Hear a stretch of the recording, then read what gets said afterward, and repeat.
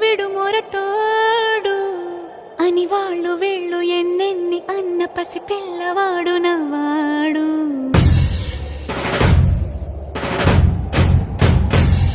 విడు ముండోడు అని ఊరు వాడ అనుకున్న గాని మహారాజు నాకు నవాడు.